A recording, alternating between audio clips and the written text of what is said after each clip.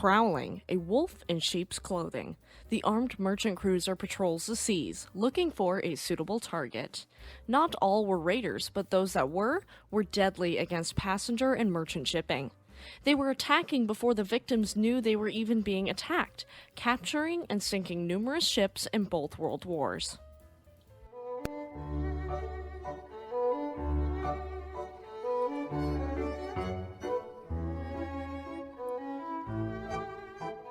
Welcome to Fast Facts Friday. My name is Eleanor. Just a quick disclaimer for our younger audience members before we dive in. This story may be disturbing to some, so viewer discretion is advised. Okay everyone, let's get into it. It's hard to just come back from our remembrance of MS Estonia and just act like it didn't happen. If you haven't watched that series, I highly recommend checking it out. Armed merchant cruisers are yet another one of my favorite types of ships to cover, and we're going to dive into their rich history today. If you don't know what an armed merchantman or armed merchant cruiser is, it is a merchant ship equipped with guns either for defensive purposes or to act as merchant raiders to disrupt trade. Despite the fact that armed merchant cruisers are clearly inferior to purpose-built warships, they have definitely scored successes in combat against them. They are similar to Q ships, which were disguised merchantmen, but only for anti-submarine operations.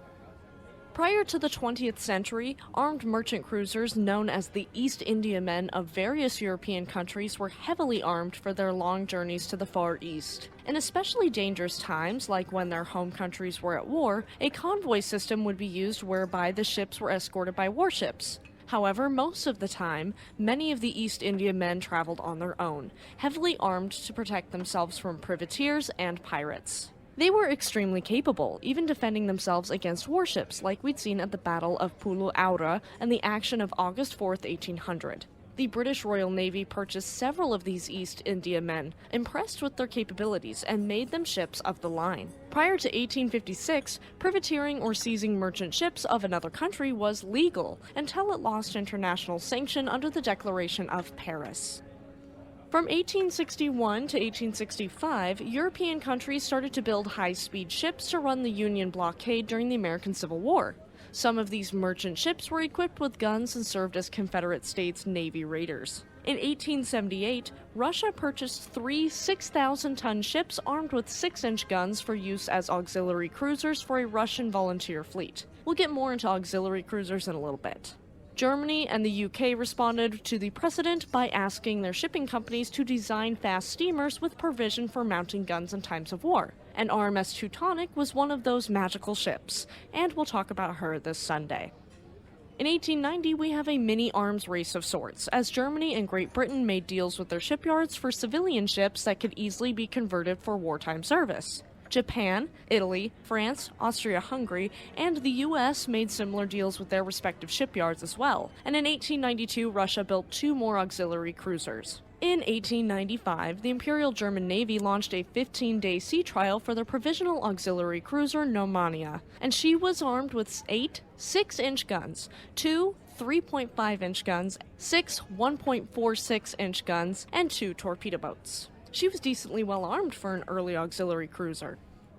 Next, we move into the 20th century armed merchant cruisers. The AMCs of the Royal Navy were used for convoy protection against enemy warships early on in the 20th century. They proved to have limited value, and many of them, particularly converted ocean liners, were later converted to troop ships, which was a much better role for them. According to documentary evidence from the BBC, the early stages of World War I suggests that express liners were faster than most warships, since few warships of this era could exceed 21 knots, and this made liners perfect AMCs. Their biggest fault was their hunger for fuel, and this insatiable need for coal made it impossible to use ocean liners in a pure AMC role, as they would have burned through the Admiralty reserve supplies of steam coal in less than 3 months. They were also vulnerable to enemy fire because of their lack of warship armor, and they used local control of guns rather than direct or fire control systems, decreasing their effective firepower. Let's look at some iconic AMCs of World War I. The British RMS Carmania, a Cunard Line ocean liner, sank the German auxiliary cruiser SMS Cap Trafalgar near the Brazilian island of Trindade in 1914, following an intense battle that heavily damaged both ships. By coincidence, Cap Trafalgar had been traveling disguised as none other than Carmania. HMT Olympic, a White Star liner that started as an AMC and finished the war as a troop ship, successfully rammed and sank SMU-103, the German U-boat that was hunting her. She was the only ocean liner to ever do that in World War I, and this has earned her the nickname on this channel as the Eternal Badass. Let's look at some notable mentions from World War II as well, shall we? During World War II in November of 1940, HMS Jervis Bay, an AMC, and the sole escort for convoy HX-84 stood off the pocket battleship Admiral Scheer as the German ship attacked the convoy. Unfortunately, she and 5 other ships on the convoy would sink, though her crew's brave sacrifice allowed the rest of the convoy to safely escape. The ship's master, Captain Edward Fagan, was posthumously awarded the Victoria Cross for his actions. Yet another famous action I was warned about from one of our first subscribers and our first patron, Musafer, and it is that of Rawalpindi. He warned me not to call Captain Kennedy a hero, and I was confused at first, but now, my friend, after research, I understand.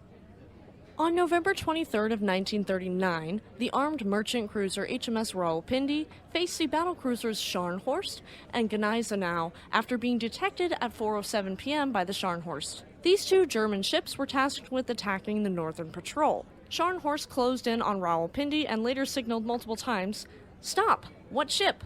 asking Rawalpindi to identify herself. Sassy as ever, Rawalpindi responded, "FAM." Altered course, and started laying a smokescreen. Despite being completely outgunned, Captain Edward Kennedy decided to turn and fight, being quoted as saying, "We'll fight them both, they'll sink us, and that will be that. Goodbye." This would be heroic if it wasn't an utter waste of a ship, tragic loss of life as 238 men died in the sinking, and just completely ignorant. So, Moose, you were right. The story is not of heroism, but of overconfidence. I love when you guys are right. And you are so right for loving ships. If you are enjoying this episode and want to hear more about ships, their careers, and their wrecks, check out our main show Shipwreck Sunday every Sunday night at 4 p.m. Pacific Standard Time. Okay, let's look at auxiliary cruisers and merchant raiders. During the Spanish-American War of 1898, caused partially by the loss of USS Maine, both the Americans and the Spanish used auxiliary cruisers, and Americans used them against U-boats in several engagements during World War I. The Germans used auxiliary cruisers with hidden weapons to raid other commerce ships, disrupting trade. For example, Hilfskreuzer, or Hanselstorcruiser, or HSK for short, usually approached under a false flag with her guns concealed, and sometimes her appearance was altered with dummy funnels and paint schemes of recognizable friendly shipping lines. Then, the victim was attacked at point-blank range with no chance for escape. Initially, Germany used fast passenger ships, even blue ribbon holders, but they were obvious and easy targets with their easily identifiable silhouettes. The Germans pivoted, then using captured and refitted Allied ships, which were slower but less recognizable. In both World War I and II, these ships were vulnerable to attack and were withdrawn before the war ended. Many were sunk by regular warships, resulting in an unbalanced fight, leaving few success stories for AMCs. Kaiser Wilhelm der Grosse, a beautiful German 4-funneled liner, sank 2 freighters in 1914 but was captured by HMS Highflyer. Her sister, Kronprinz Wilhelm, had a different story, sinking or capturing 15 total ships in 1914 and 1915 before finally running out of supplies and having to port in Virginia, where the Americans captured her and turned her into the U.S. Navy troop transport USS von Steuben. Arguably the most famous commerce raider of World War I was more than likely Siedler, a sailing ship under the command of legendary Count Felix von Luckner. However, both Wolf and Moe were much more successful. This was terrifying at the time, as Germany's goal in World War I was expanding their empire and restricting freedom, and this restricted freedom and uncertainty on the seas was horrifying. During World War II, Nazi Germany's Kriegsmarine had 10 successful auxiliary cruisers, ranging in tonnage from 3,860 to 9,400 tons, and usually these ships were equipped with observation seaplanes for reconnaissance, 6-inch guns, smaller armaments that were typically tucked away or concealed, torpedoes, and mines. They would also fly the flags of neutral or occasionally allied nations for added concealment. To counter their disguise tactics, the Allies introduced the checkmate system in 1942 to identify individual ships on a one-by-one basis with the Admiralty in London. In one incident, the German Kormoran managed to surprise and sink the Australian light cruiser HMAS Sydney, which approached too close, though Kormoran was also sunk in the engagement. A draw.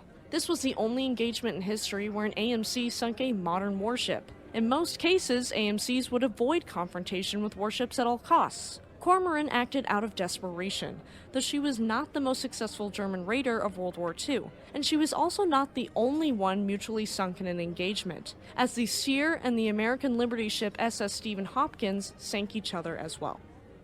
The only AMC on AMC engagements between the Axis and Allies in World War II all featured the German AMC Thor. This small ship had captured or sunk 22 merchantmen, and encountered 3 British AMCs in her career, defeating RMS Alcantara and HMS Kormoran Castle, later sinking HMS Voltaire in the action of April 4, 1941. During World War II, Germany's AMCs were thought to have either sunk or captured around 800,000 long tons of Allied shipping. Other types of AMC include the CAM ship, or catapult-armed merchantman, and this was a British AMC fitted with a catapult that could launch but not recover a single fighter aircraft. Another would be the Merchant Aircraft Carrier, or MAC, which was a British or Dutch cargo ship with a flight deck that could carry a small number of aircraft. CAM and MAC ships remained as civilian ships operated by civilian crews, with Fleet Air Arm or Royal Netherlands Navy air parties. As we move into the 21st century, it's rare to see AMCs after 2010, even with a rise in modern piracy. A few ships might have small arms or fire hoses to repel boarders, though 2 notable examples of AMCs are 2 ships of Pacific Nuclear Transport Limited. Both transported enough fissile material between them to produce 50 to 60 nuclear weapons, so the ships, starting with Pacific Pintail and Pacific Teal, were armed in 1999 to avoid the cost of a Royal Navy transport. Traveling together in convoy during these ships' intermittent voyages, they have an onboard escort of armed police and are equipped with 30mm autocannons. During the Cold War, the Soviet Union's merchant marine were armed as well. In October of 2011, British Prime Minister David Cameron announced that British merchant shipping passing through areas known for piracy were cleared to carry firearms, so it may be a bit more common but still not utilized nearly as much as in previous decades. Though their success is debated and perhaps minimal, armed merchant cruisers were iconic ships that increased safety on the seas in both world wars, and led to military developments moving forward. Armed merchant cruisers, specifically converted ocean liners, will always fascinate ship fanatics like myself, and will always wonder what it would have been like to see one with our own eyes. If you liked that story and wanted to hear something similar, check out our Ocean Liners playlist in the cards. Stay tuned this Sunday for the career of RMS Titanic, Great Britain's first armed merchant cruiser, and an incredible White Star liner that inspired many ships around her. Thank you for tuning into Fast Facts Friday, have a lovely weekend, and we'll see you next time.